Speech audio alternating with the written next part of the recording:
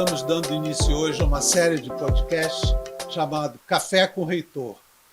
E para dar o start nesse projeto, ninguém mais apropriado do que o fundador da nossa instituição, o reitor, professor Hércules.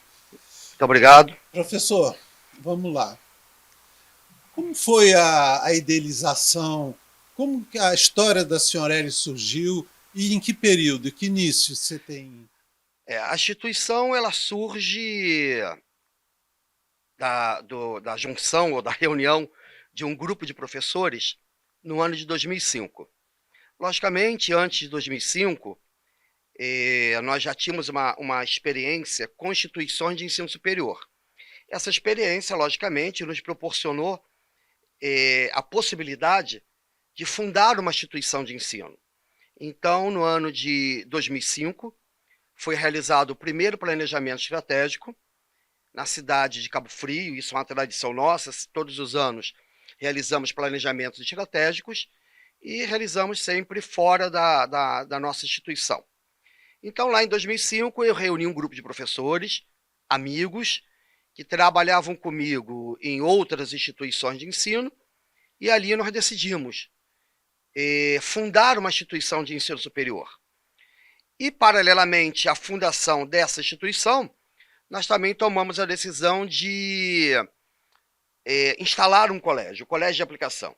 Então, em 2009, nós fomos autorizados, fomos credenciados, que é a palavra correta, pelo Ministério da Educação, para instalar uma instituição de ensino superior com 2 cursos, Administração e Pedagogia. E havíamos pedido também, aí no âmbito estadual, não no âmbito federal, como é o caso de uma instituição de ensino superior, a autorização de um colégio. E o colégio foi autorizado também em 2009 e ele teve o seu funcionamento nesse período. O objetivo do colégio era que ele fosse, como ele é até hoje, o colégio de aplicação, ou seja, onde os licenciandos, onde as licenciaturas realizam seus campos de estágio, realizam seus estágios. O colégio ele se torna, na prática, laboratório dos cursos de licenciatura. Agora, voltando um pouco atrás, a sua vida profissional começou no Exército Brasileiro. Como foi assim, a sua formação acadêmica que possibilitou você tornar-se esse gestor visionário? Bom, de fato, a minha vida profissional começa no Exército Brasileiro. Eu sou oficial temporário do Exército e estive na ativa por quase 10 anos. E o Exército me deu uma grande formação, principalmente no que se refere a planejamento e organização. Isso é fundamental, foi fundamental. E é fundamental, inclusive, para o desenvolvimento da nossa instituição. Liderança, né?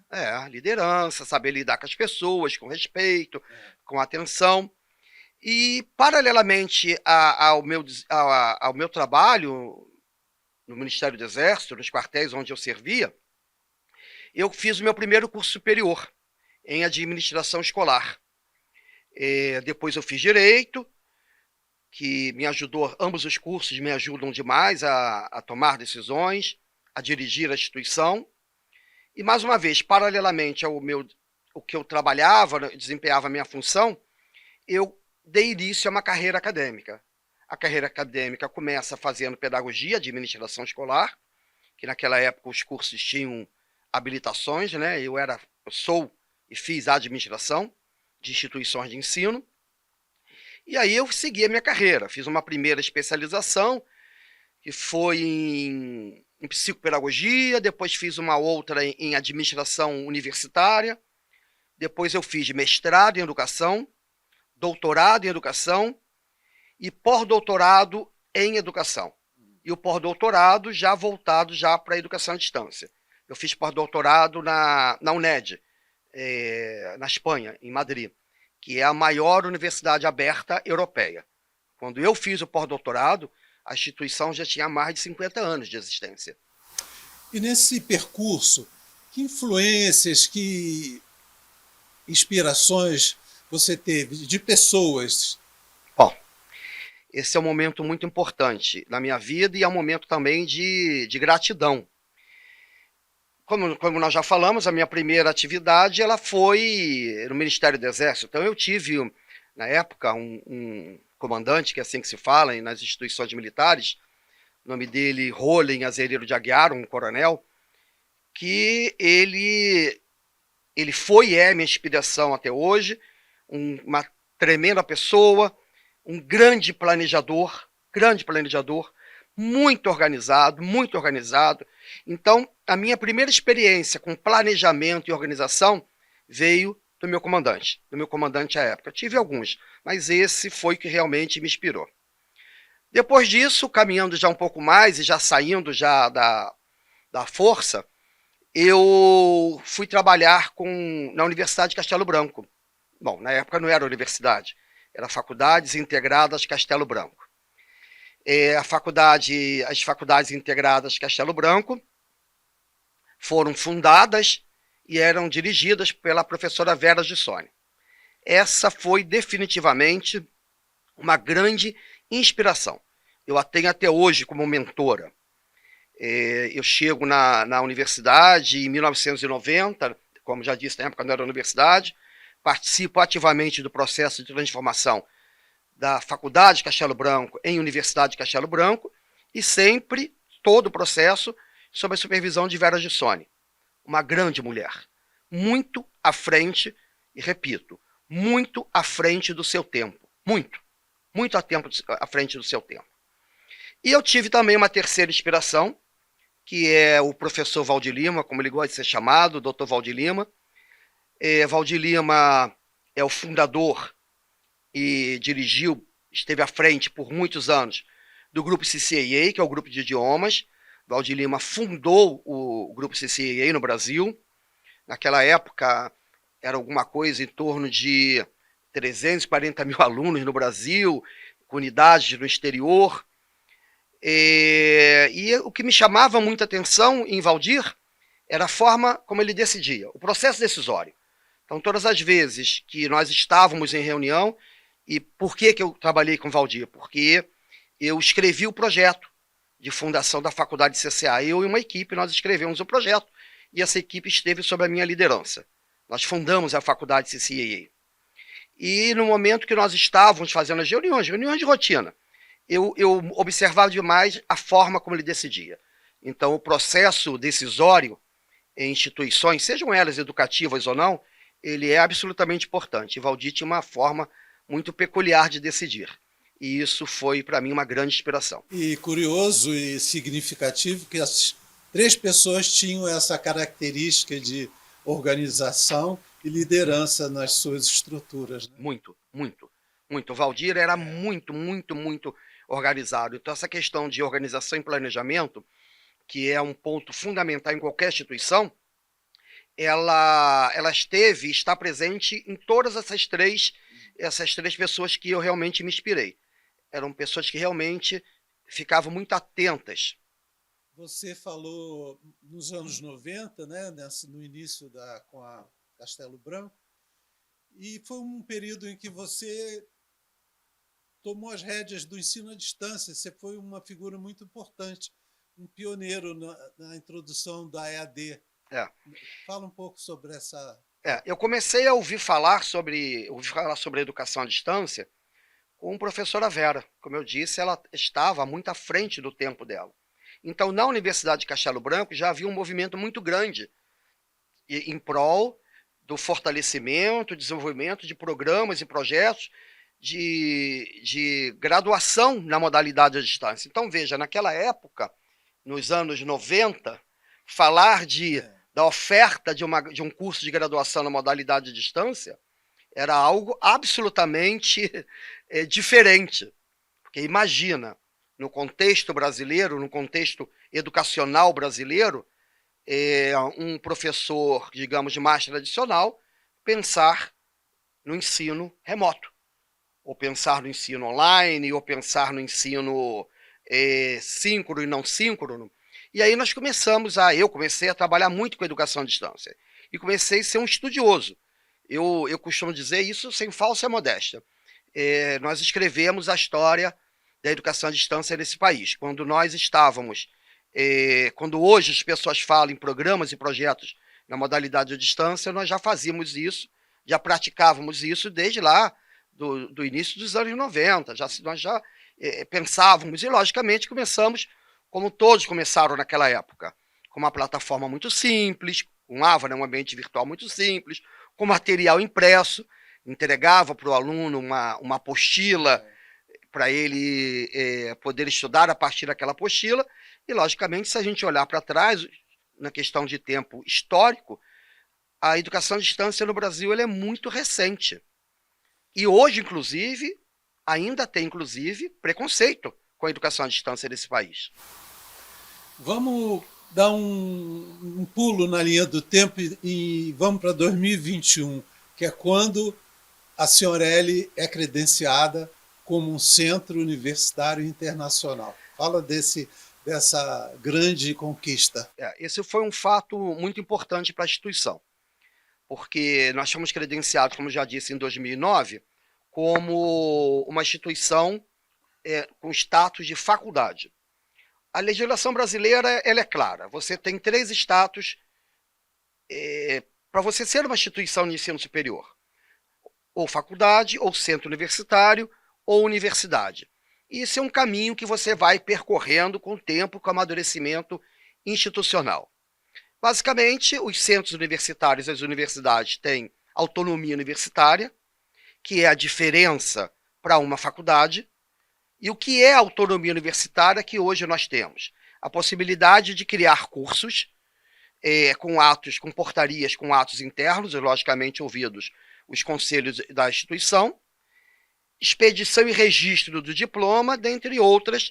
Essas são as mais importantes. Por que elas são as mais importantes? Porque elas dão agilidade à instituição. Então, quando nós tínhamos o status de faculdade, para qualquer curso novo, nós levávamos para implantar um curso novo, por exemplo, alguma coisa de 1 ano e meio. Hoje, por nós termos autonomia universitária, esse programa, ou esse curso superior, ele é implantado de uma maneira muito ágil. Esse processo, a elaboração do projeto em transformação em centro universitário, ele teve início, objetivamente, no ano de 2019, no ano de 2019, quando nós protocolamos o pedido de transformação em centro universitário. Na realidade, eu cometi um ato falho, mas acho que essa é a verdade. Já em 2009, já tinha essa quando nós implantamos, intenção, né? já tinha. Já tinha, porque nós já sabíamos que isso daria muita agilidade à instituição. Então, nós participamos, foi protocolado o processo para transformação em centro universitário. Logicamente, a instituição deveria preencher pré-requisitos junto ao Ministério da Educação, a instituição já tinha todos, e passamos por uma avaliação in loco. Essa avaliação, ela, a partir de um instrumento de avaliação do Ministério da Educação, ela analisou diferentes dimensões da instituição. Corpo docente, infraestrutura, alunos, política educativa, política financeira, enfim, uma série. E nós tivemos a grande satisfação, nós fomos avaliados com nota 5, que é a nota máxima no Ministério. O Ministério avalia as instituições ou cursos de 1 a 5. A nota 3, você está autorizado ou credenciado. 4 e 5 são notas que demonstram excelência acadêmica. Nós fomos autorizados com 5. E isso tem sido uma constante, né, nos processos de avaliação do MEC, essa nota sempre máxima nos nossos projetos, né? É verdade. E isso por quê? Isso tem, logicamente, um sentido. Nós sempre buscamos primar pela qualidade, ou seja, nós sempre buscamos o melhor para os nossos alunos e para os nossos professores. Eu tenho um conceito de qualidade que ele é muito peculiar e que eu utilizo na minha instituição. Primeiro, nós procuramos fazer aquilo do nosso tamanho, não fugir do nosso tamanho. E cada instituição tem o seu tamanho. Esse é o primeiro ponto. Segundo ponto, que nós sempre implantamos os nossos projetos com a máxima qualidade que a instituição consegue imprimir. Mas nunca paramos de perseguir, de alcançar a qualidade. Então, nós implantamos um projeto hoje, objetivamente hoje, com aquela qualidade. mas a busca pela qualidade ela vai se dar diariamente. Então isso para a gente acabou sendo uma receita de sucesso, porque eu acho que as pessoas ou o público de repente não sabe, as instituições são avaliadas rotineiramente. Tem um ciclo avaliativo. Então um curso pode ser avaliado 2, 3, 4, 5 vezes ao longo da trajetória, enquanto ele estiver implementado ou implantado na instituição. E a gente sempre busca a nota máxima, sempre a nota 5. A instituição foi credenciada com o nome de Centro Universitário Internacional, senhor Hélio. Eu percebo que há uma curiosidade grande, um interesse nesse internacional. Por que e como isso é aplicado na prática? A instituição, ela, às vezes as pessoas pensam que o centro, que o colégio são instituições internacionais, ou seja, que é alguma instituição da Europa. Não, é uma instituição brasileira, nasce no Brasil, no Rio de Janeiro, objetivamente, em Jacarepaguá. Por que colocamos internacional, tanto no nome do centro, quanto no nome do colégio? Porque os nossos programas e projetos, isso por uma experiência nossa de vida, eles sempre foram internacionalizados. Então, quando um coordenador nos propõe, logicamente, ouvidos os conselhos, uma matriz curricular, há um primeiro princípio. Essa matriz está internacionalizada? O que nós estamos perguntando ao coordenador do curso? Você está propondo para a instituição um curso, você está levando para os nossos alunos uma visão global de mundo e não regional para Jacarepaguá? Porque você prepara o estudante para o mundo. E é assim que ele tem que ser. Muitos de nossos estudantes saem daqui e vão trabalhar na Europa, nos Estados Unidos. E a formação os acompanha. Bom, e quando a gente fala de internacionalização, às vezes as pessoas pensam que internacionalização é intercâmbio. É mandar aluno para uma instituição ou receber aluno de uma instituição. E não é isso. Não é isso. Uma instituição que tem um programa de internacionalização, o programa de intercâmbio é um subprograma. Parte dessa... É parte do programa de internacionalização. Nós temos vários programas, como, por exemplo, Boas Práticas.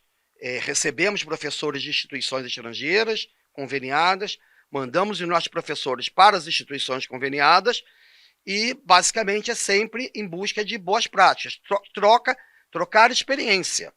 Realizamos seminários, fóruns, em parceria com as instituições conveniadas, sejam elas instituições de língua portuguesa, como, por exemplo, nós temos convênio com a Universidade de Lisboa, a Federal de Lisboa, temos convênio, aí no caso, de língua portuguesa, temos convênios com várias instituições da América do Sul, de língua espanhola, na Argentina, no Chile, na Colômbia, e são projetos que estão em funcionamento.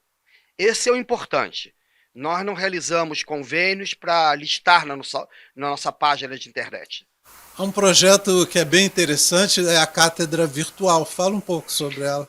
A Cátedra Virtual é um projeto muito interessante.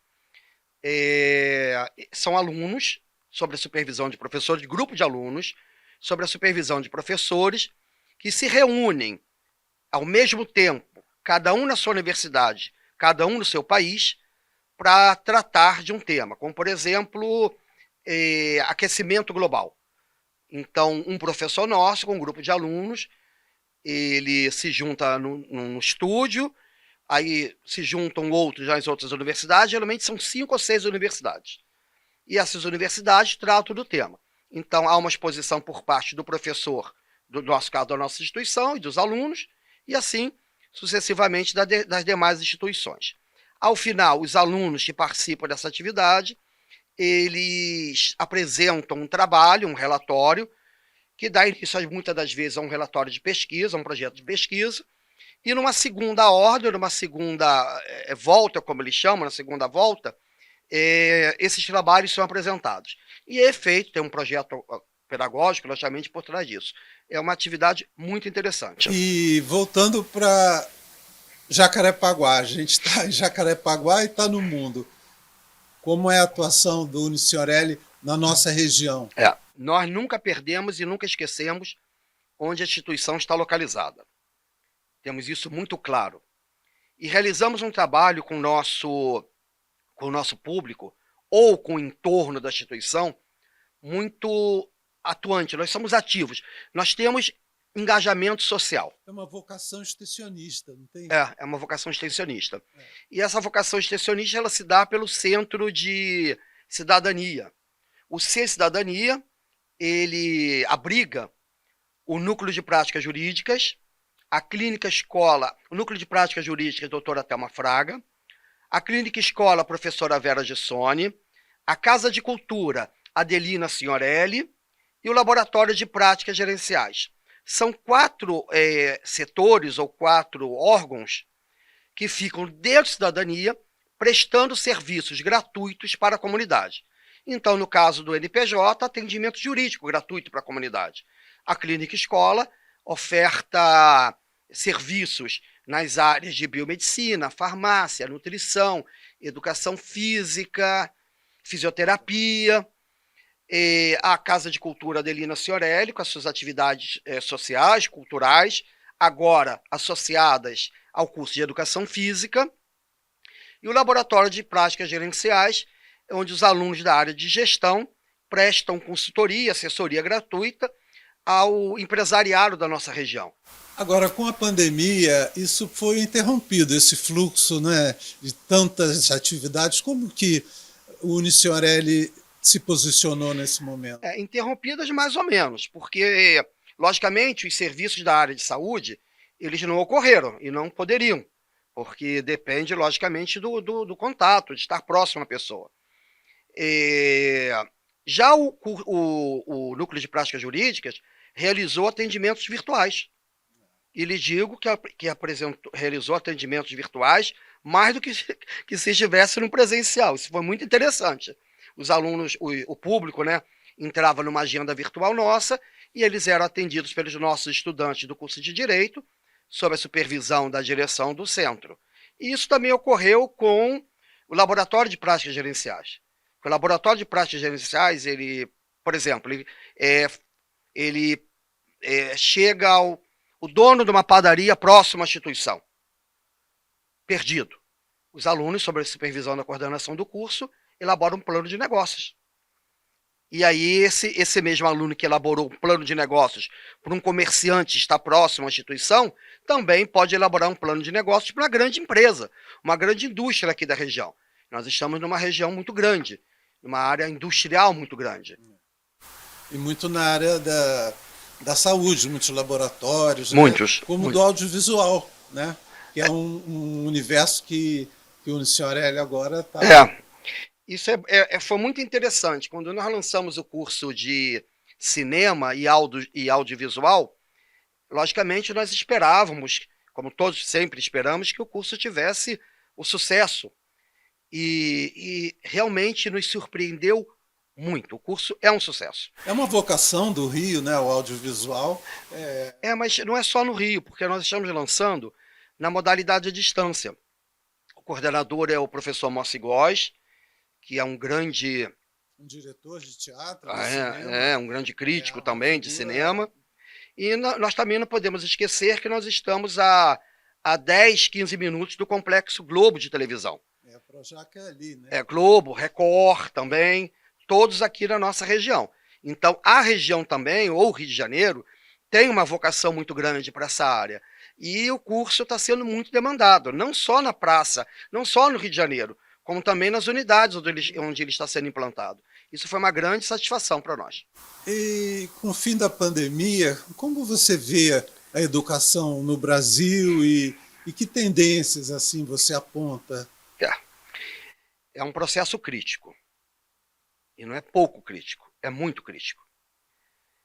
E aí eu vou falar sobre o ensino superior e ensino básico.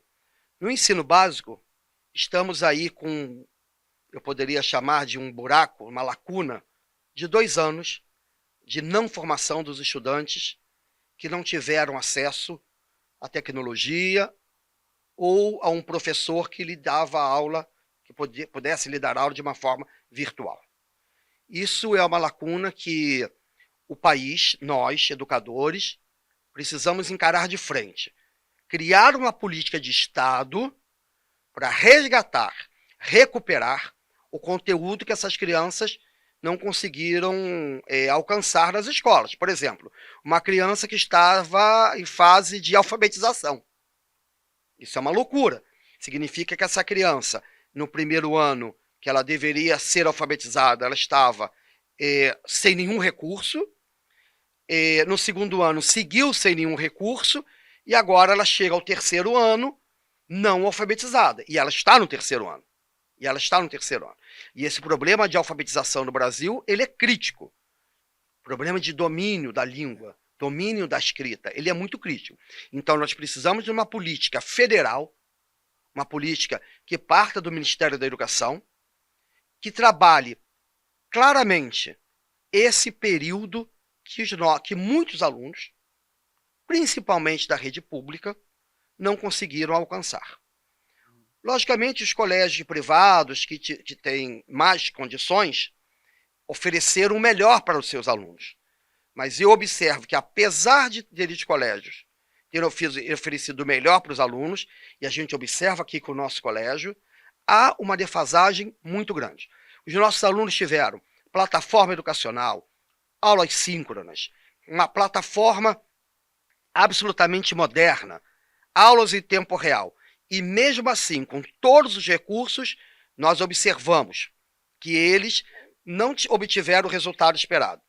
Tanto é que os nossos alunos, eles entram na instituição às 7 da manhã, formalmente saem a 1 hora da tarde, e de 2 às 7 horas da noite, nós temos uma monitoria permanente. E aí a maioria está indo para a monitoria. Ou seja, entra no colégio às 7 da manhã e sai praticamente às 7 da noite, estudando o dia inteiro. Porque houve, sim, uma questão de perda de conteúdo. Já no ensino superior, eu digo que nós viramos a chave de uma maneira muito rápida. Como viramos a chave? Como nós tínhamos cursos implantados na modalidade à distância e na modalidade presencial, a instituição já tinha experiência com educação à distância há mais de 10 anos. Então, virar a chave dos alunos do presencial para a modalidade à distância foi tranquilo para a instituição, foi fácil. O problema foi a adaptação dos alunos que estudavam na modalidade presencial, porque isso é um problema, isso não é um problema, isso é uma característica. O aluno que quer estudar na modalidade presencial e o outro quer estudar na modalidade à distância. São perfis distintos. Então, esses alunos que estudavam na modalidade presencial foram forçados a migrar para a modalidade à distância. E aí nós passamos, durante todo o tempo, medindo os resultados deles. Qual foi o grande problema? E aí sim foi um problema para as instituições no Brasil, as instituições de ensino superior no Brasil. O ensino superior parou. Quando todos os mantenedores, as instituições, acreditavam que haveria uma busca muito grande pela modalidade à distância, isso não ocorreu. Não ocorreu na modalidade presencial, tampouco na modalidade à distância, até porque a modalidade presencial estava parada, suspensa. Tivemos suspensos por quase 1 ano e meio. O sistema educativo parou. Nós formávamos alunos e não havia demanda. Eu acho que isso se deu, logicamente, pelo contexto da pandemia, pelo contexto pandêmico, mas por uma crise financeira muito, muito grande, gerada pela pandemia. Eu acho que eles ficaram receiosos de assumir um compromisso, que não é um compromisso de 6 meses. Quando você assume um compromisso de entrar, de acessar uma instituição de ensino superior, você assume um compromisso de 3, 5, 6 anos. E eu acho que os nossos estudantes não conseguiam fazer essa leitura de cenário estando durante a pandemia. Professor, nós estamos finalizando o nosso podcast, então vamos aproveitar a chance e fazer um convite aos nossos estudantes futuros que venham conhecer e estudar conosco. Tá. Por favor. Eu agradeço a entrevista, eu de antemão já fiquei muito feliz estamos felizes por, nesse momento, estar lançando o primeiro podcast da instituição. Convido a todos vocês a acessarem as nossas redes sociais, unisignorelli.brasil, ou só digita lá, Signorelli, Signorelli, Signorelli. E com isso vocês vão conhecer um pouco mais da nossa instituição, vão conhecer os nossos cursos de graduação, os nossos cursos de pós-graduação, conhecerão programas de extensão, enfim, conhecerão uma série de cursos que a instituição oferta, seja na área de saúde, na área de direito, na área de TI, enfim, um grande volume de cursos. Qual é o objetivo desse podcast? O objetivo desse podcast é criar cultura e falar sobre educação nesse país, mas falar de uma maneira muito prática, muito objetiva, para que nós possamos, com isso, entender e contribuir para o desenvolvimento desse país. Nós estaremos, a partir de hoje, entrevistando uma série de professores ou não professores, mas pessoas ligadas ou voltadas para a área da educação, preocupadas com a educação nesse país, que isso é muito importante, preocupadas com a educação nesse país, e não só com a educação de nível superior. Estamos preocupados com a educação. Desde lá do menininho, da criança, que está sendo alfabetizado lá na educação infantil, até os programas de mestrado e doutorado. Então, nós falaremos sobre educação de todos os níveis. Publicaremos um episódio por semana e contamos com a audiência de vocês. Para finalizar, eu agradeço, a audiência e eu convido vocês a conhecerem um pouco a nossa instituição. Vocês vão poder agora ver um vídeo e apreciar o trabalho que vem sendo feito durante todos esses anos.